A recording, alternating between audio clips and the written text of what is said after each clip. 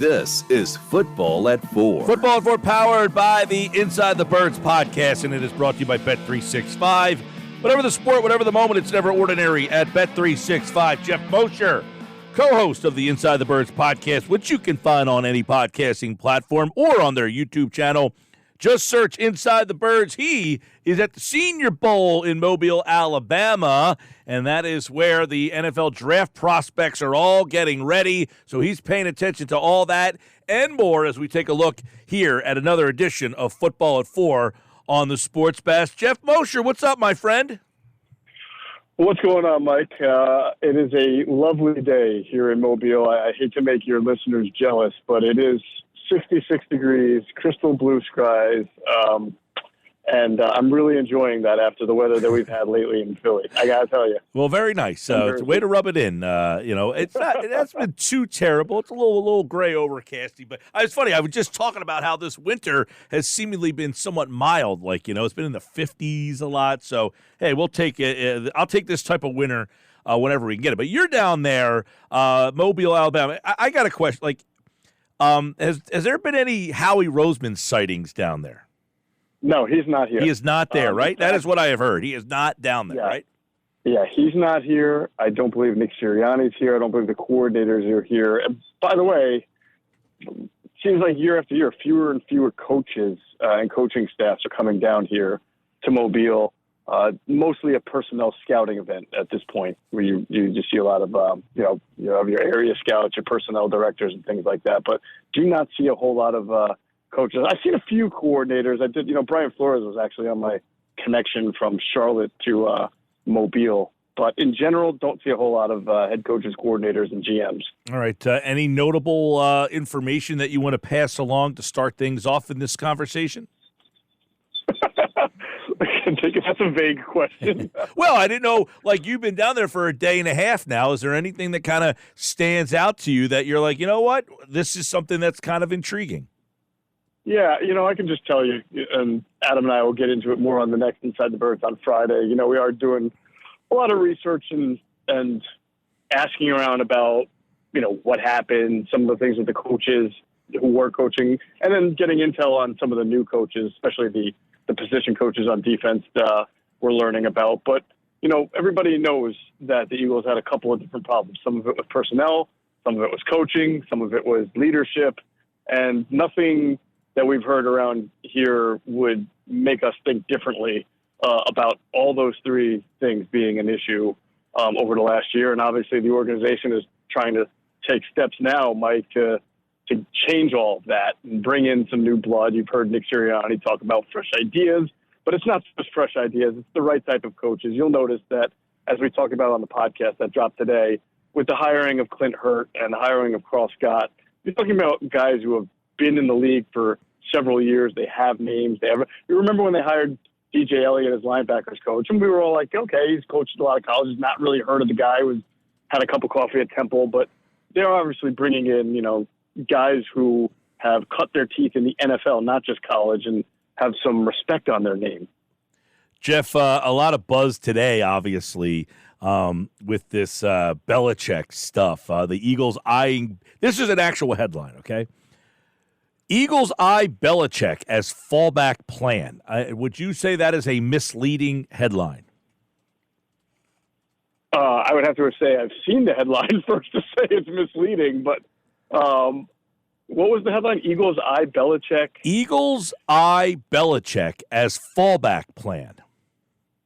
Yeah. I mean, listen, we talked about this on Inside the Birds, I think, 2 weeks ago, that when Nick Sirianni's status was uncertain, is that the Eagles were in a different, if they were going to move on, they'd be in a different position. They had a team that could win and compete for the division, whereas when they normally look for a head coach, they're starting to rebuild and starting to find a new quarterback. So we talked about the relationship that we know that Howie has had with Bill. It's a decent relationship. It wasn't always that way, but it had gotten better throughout the years. And so you could draw some maybe dots to it if you were looking to try to look at who the pool of candidates would be if the Eagles were going to move on from Nick Sirianni, but that became moot.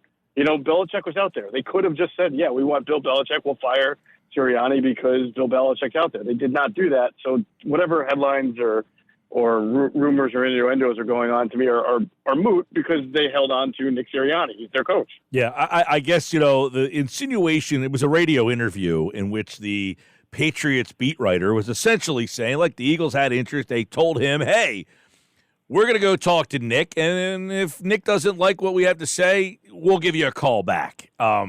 It sounds like that's kind of the direction that it kind of went. Nick obviously complied, made a lot of moves, as we're now seeing. So I guess Belichick was a possibility in the event that Nick Sirianni pulled a Peterson. Yeah, I mean, and if you were a reporter from somewhere and drawing some conclusions, right, based on past history, did they interview Josh McDaniels for the head coaching job 3 years ago? Yes, they did. Did they bring in Matt Patricia this past year to be an assistant? Yes, they did. Are those the two most direct descendants from the Belichick branch? Of course. So I can understand, someone sort of drawing connection and dots there. And again, Howie knows Bill. They have a relationship. But the overriding point would be if they really wanted to make that move, they could have. They did not. They didn't fire Nick Sirianni. Right. They decide, now, I don't know, what kind of position do you feel that Nick's in? I mean, is this like, you're the lame duck guy, we brought in this is not a great spot to be in. I mean, this is kind of an unfair situation to put him in.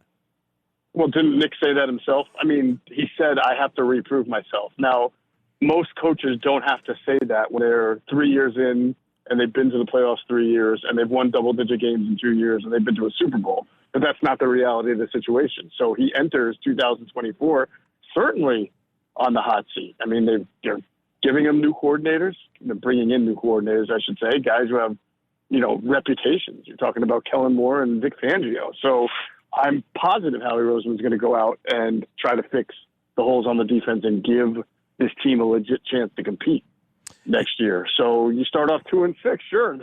You start off 3-3, you might even be looking around your shoulder a little bit. Yeah. Because, Mike, it's not even just about the wins and losses. It's about the way the culture was by the end of the year. I mean, you saw it. You heard comments coming out of the locker room about body language, about this, about that. I mean, that ticks off Jeffrey Lurie as much as the losses. He wants good culture here. I think when you play that Jeffrey Lurie clip before we come on at Football 4, he talks about the culture, right?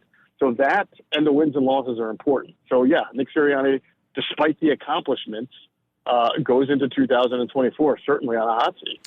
Wouldn't the reason Nick Sirianni is retained be that they think he set a good culture?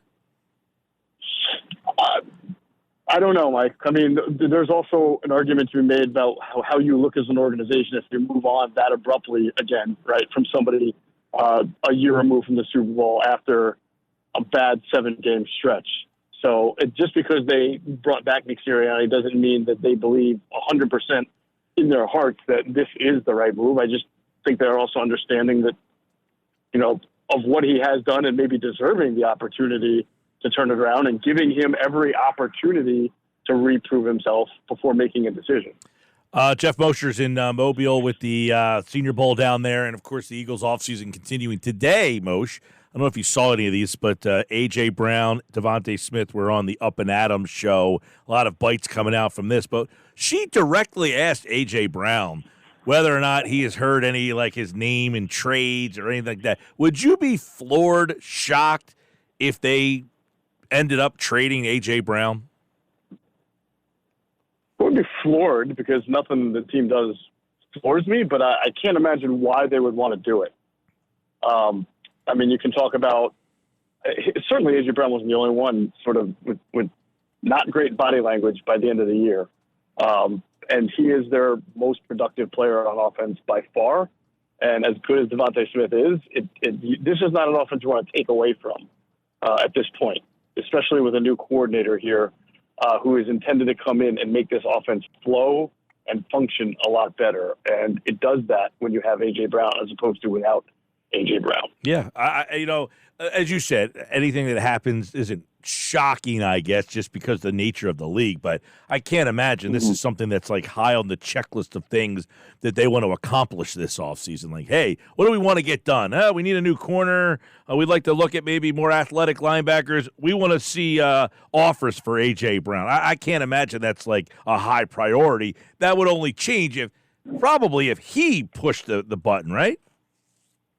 Yeah, and I only saw a few of the comments that he made, but it didn't sound like he was eager to get out. He basically said, when I scrubbed my social media, that had nothing to do with football, and I'm here until someone tells me I'm not, and I got no reason to think I'm not. So, again, let's remember, and I'm sure the Eagles have to think this way too, what was their offense like before A.J. Brown got there?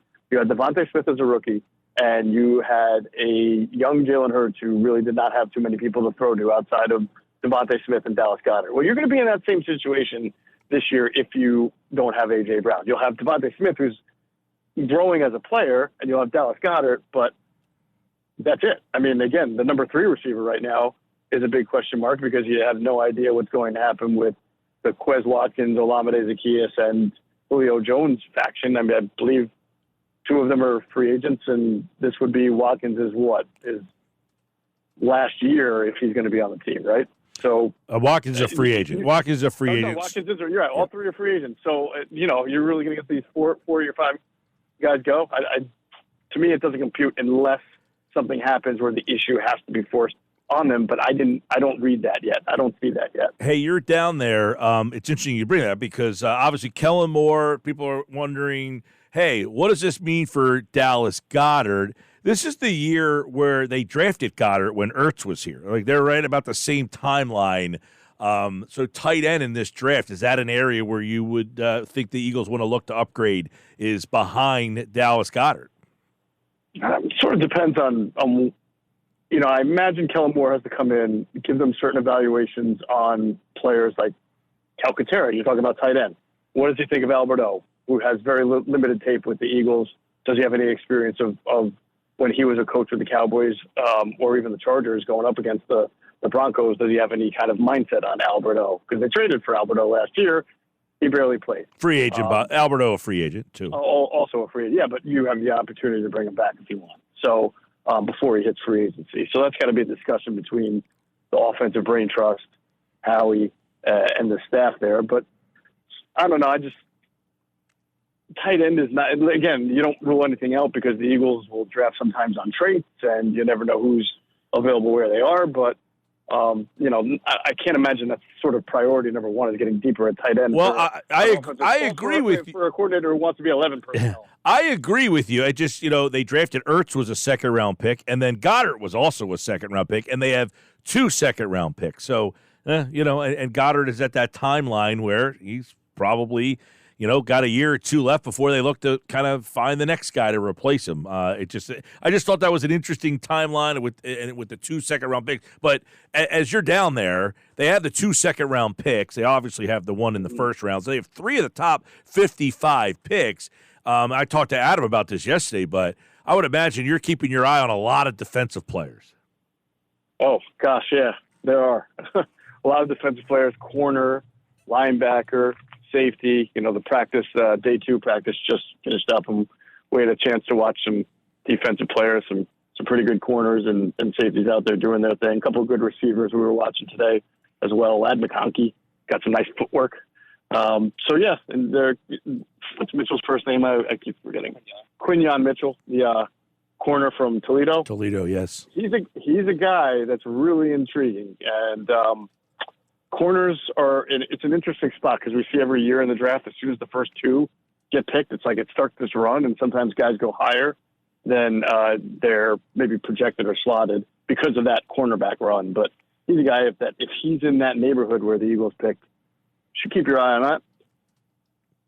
I know that everybody feels like Kelsey is probably at the end of the line. He'll make that decision. Fletcher Cox, obviously Jeff McClain the other day said he was leaning towards Fletcher retiring. Is that a surprise to you to hear that he might be going that direction? I thought it was a fait accompli that Fletcher wants to play whether it's here or someplace else. No, I didn't. Not surprising because he spent the last few years on one-year contracts. So, I mean, that kind of tells you he wanted to be in Philly, so he kept re-signing with Philly. He was at a good number, but you get to that point. Do you want to keep doing that each year on a one-year deal? How do you feel at the end of the season? Do you believe you can come back and last another season? He's not a spring chicken. Yeah. It's been quite a career for Fletcher Cox, so not surprising to me at all. All right. But, I mean, they've got guys now at that position that they really need to start grooming and giving snaps to, and that's Jordan Davis, and that's Jalen Carter, and Milton Williams will enter his last year, right? And then they're going to draft guys on the interior D-line. And Moro Ojomo was a guy that started to play at the end of the year last year. And, I'm sure the organization also feels like it wants to start to get those guys more involved. Geoff Mosher, enjoy the nice weather, my friend. We're looking forward to some of the prospects that you're keeping an eye on. Let us know how our guy Max Melton down there is doing. I heard he ran pretty well. Yes, he did run very well. They had a weird stat about how he had run the most yards of any defensive back, which we couldn't figure out if that's a good thing or a bad thing. But either way, he's number one on that list. Cool. All right, buddy. Geoff Mosher from the Inside the Birds podcast, Football at 4, here on the Sports Bash 97.3 ESPN. Thanks, man. You got it, Mike. Those guys are down there in Mobile, him and Adam. Tomorrow, Andrew DeCecco. Well, when it comes to the draft, there's nobody better to talk to than Andrew.